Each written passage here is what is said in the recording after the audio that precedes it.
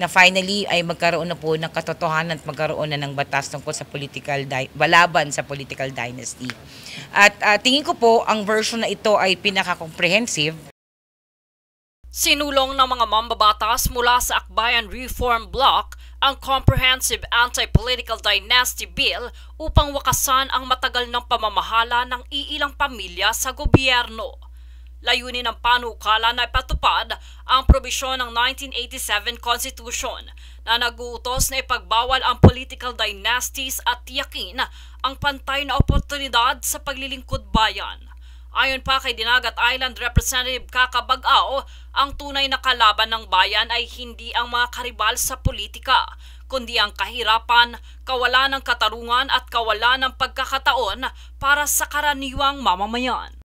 Simpleng-simple lang po ang gustong sabihin ng batas na ito. Una ay kapag kayo ay magkamag-anak hanggang 4th degree of consanguinity or affinity, ibig sabihin na hanggang first cousin, tatay mo, asawa mo, anak mo, biyanan mo, lolo mo, ay hindi po pwedeng tumakbo sa kahit anong posisyon na public elective official. Aniya sa batas na ito, ipinagbabawal ang pagtakbo o pagkahalal ng asawa ng isang opisyal, kahit din ang pagkakandidato sa kabila ng pagkahalal sa kasalukuyan ng iyong kamag-anak, maging ang pagsabay sa kandidatura at ang pagmamana ng posisyon ng naunang kamag-anak na nahalal.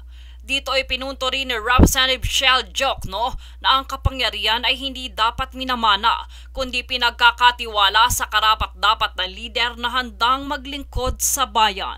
Panawagan po natin na sa lahat ng mamamayang Pilipino ay sigaw natin sa Senado na pumayag din sila dito sa Anti-Political Dynasty Bill. Kailangan natin ito, hindi lang dahil kokonti lang ang may hawak ng kapangyarihan, kung hindi para sa atin, para maging maunlad at maayos at progresibo ang Pilipinas.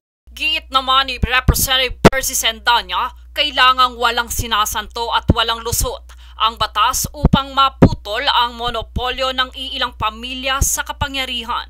Tandaan po natin, kapag hindi sila nag-agree dito, ibig sabihin baka guilty. Sa nasabing issue para sa mga mambabatas, nakasalalay dito ang mismong diwa ng demokrasya. Napakalawak na po ng political dynasty sa Pilipinas. Ito po ay nagiging dahilan ng paglilimit lang ng kapangyarihan at pagtatanggal ng kapasidad sa partisipasyon ng mga mamamayang makilahok sa eleksyon at maging leader sa ating bansa. Bahagi nito nananawagan ang mga mambabatas sa Kongreso ng agarang pagsasabatas ng Anti-Political Dynasty Bill bago pa man sumapit ang susunod na taon. Jade Buhoy, nag-uulat para sa Golden Nation Network.